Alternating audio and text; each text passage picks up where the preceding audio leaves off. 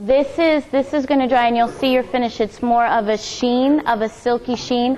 The more layers of oil applied, the glossier your finish will get. In a pure oil, 24-hour dry time per layer. And when you're done, then you need days of curing before you're going to go on to your next step. So oil, it's always recommended that you apply 2 to 3 layers. Most people are choosing oil also not only for the beauty that it will accentuate the grain, but also it's a much harder finish than wax. So this is a chosen finish for a wooden butcher block, salad bowls. This is food safe and non-toxic. So you can use it on the interior of a salad bowl, on a wooden butcher block, on a countertop. And the more layers you apply, the more water resistant and harder it is. Much harder than wax. On top of that. Yes, you can. And it's kind of recommended because your oil is taking a great deal of your time and effort and energy, and you'll see as we kind of rub it in and rub it down, and you have to watch it for bleed back. So your oil finish is time consuming.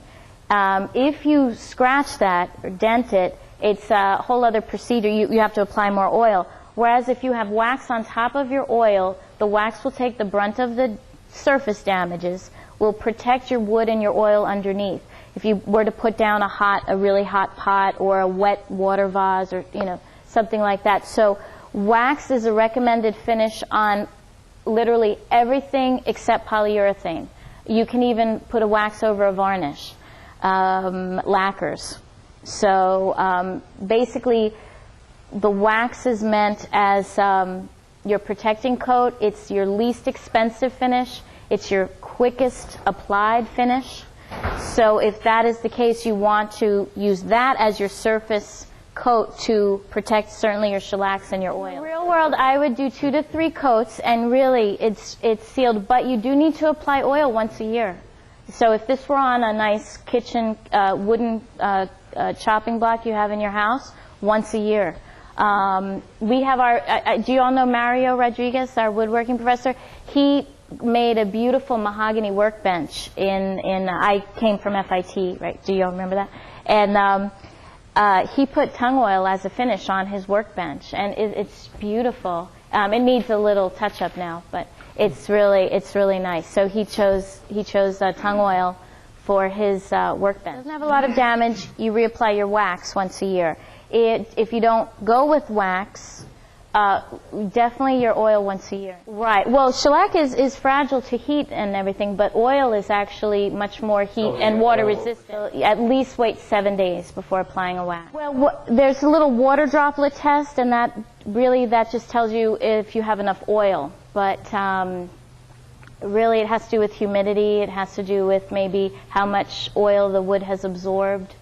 Some woods are going to take a tremendous amount of oil. It depends on how old your wood is. It's dependent on a lot of things, but I would wait at least 7 days, 14. The longer you wait, the safer, definitely. The more cure time it has. If you have the time, 14 days is great. A month is great if you can. We're going to do that today. We're going to make a little kind of slurry and really work it into your oil, and then we're going to wipe it away. And we're going to watch and see every hour or two we may have some bleed back. So it's almost like babysitting wood when you use an oil. You have to watch for bleed back. Because if that dries on your piece and you come back to it the next day, it's really hard to get out of, even with a steel wool. So you really want to watch it and wipe back. And then we're going to cut back with steel wool, and then we would go to the next application. We won't be able to do that today. We'll do up until the final, up until before we can do step 2, we'll do all of step 1. It can be for something that needs to have a harder finish than a wax. So you would choose a piece if it's going to be handled a little more.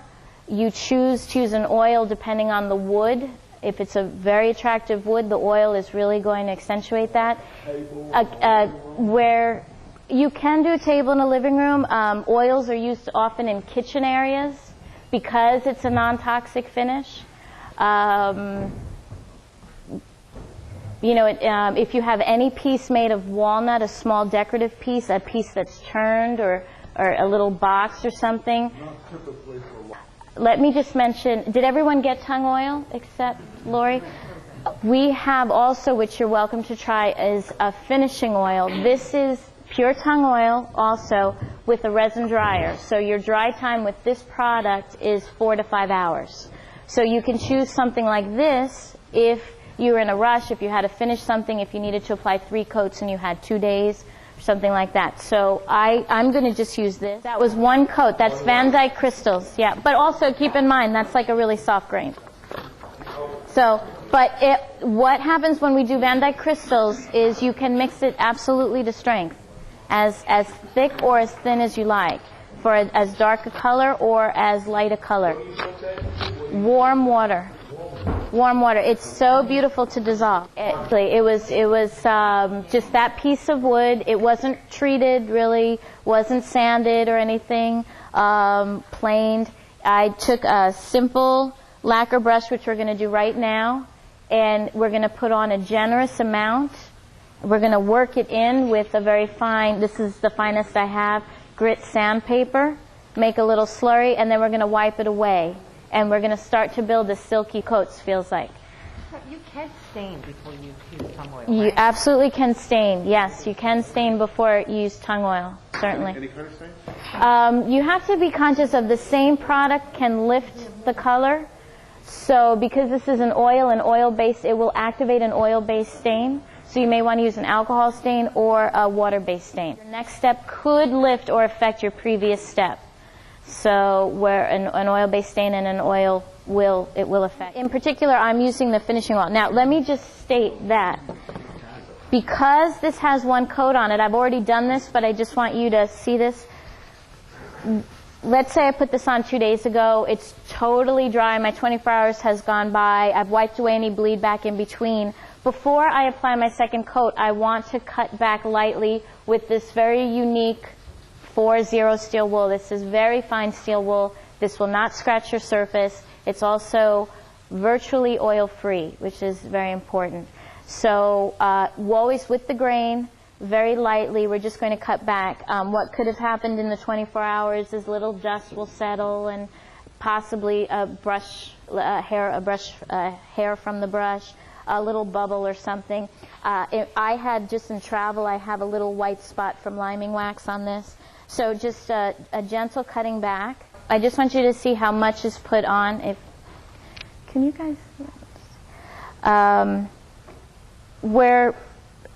To say we're flooding the surface is a little extreme. You don't want puddles, but you want to put on a generous amount because the wood will easily absorb whatever it needs.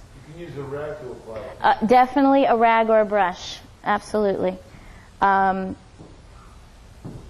are you applying? We're applying right now the oil. I'm applying the finishing oil wherever that can is, just because we ran out of the tung oil. But essentially, this is tung oil. Think of it as tung oil. So we're going to let this sit on the surface. Now we're going to hold it to whatever's comfortable for your hands. I already can see what part of the oil is being absorbed around the edges. It's already naturally being absorbed. And we're going to just gently, I have to work on that surface, but we're just going to gently. While it's wet? Yes, because what we're doing is we're working it into the grain. We're kind of aiding in the absorption process. Not much. Oh yeah, you want to really work it in. Joanne, what fruit is that? What I'm using here, it just says 00. It didn't have a number, but it's as fine as I had this morning. So you want to do like 400, 600. So, you know, I would do a little finer than this, 220. Sandpaper's a little better to use than steel wool. Working it in, and I can already see what has been absorbed here. When you feel that you've covered your piece enough, you're going to just kind of observe, and then we're going to wipe away. Because you're making like a slurry. As soon as you apply it, you're working with it on the surface, you're working it in. Until the 24-hour dry time is up. It can come back out of your surface at any time in that dry time. Oh, so that's good. So that means if I tell my wife I can't go out and do any chores, Exactly. You have to babysit this. Yeah. This isn't shiny. How come it's not shiny? Because I didn't put it in Well, the your first coat is going to be a little more matte. As you Okay. build, it gets more glossy. Okay, all right. Your second coat is like silky, and your third Okay. coat is glossy. Okay. Yeah. But this is my first coat. Okay, you're going, just not in a circle, with the grain. Oh, with the grain? With the grain, yeah. And I did it with this, and it didn't seem to do much for the chair. Yeah, because look how much it absorbed. Did you put enough on? I put Did on you several really coats. need it to flood at once, a thick coat to flood the surface? Yeah. You did. Okay, so that's how dry that is. That absolutely absorbed that very quickly. And also your first coat, oil needs about 3 coats before it builds. So you're just starting. So you're not going to see much. But that's probably good. Let that sit. Yeah, that's pretty nice. What I feel now? Yeah, exactly. And the sandpaper is agitating the grain Right. and allowing the oil to penetrate a little more. Okay. You're just aiding the penetration process. This is just a nice step. It's not necessary. A lot of people would just flood this on and leave it. You can do that too. This is just a nice little aid. Now you're going to wipe that bag. Let that rest for like a minute and wipe away. What do you think of it on oak versus I love oil on walnut. That's my favorite. Now, did you wipe? Okay, so I see you've already got a little bleed back here already, or just parts that weren't absorbed. You see that? So you're going to have excess on their surface. It may not come. Do you see that on the tips? Yeah. I can Okay. see it whenever- It may not. It will come out within hours. It may not come out immediately, but it will come back out. The grain will just kind of squeeze out what it doesn't want. So we're going to watch for that. After lunch, we're probably all going to we'll notice on our pieces what's coming back out. Shellac, then varnish, then lacquer, then polyurethane. It can be,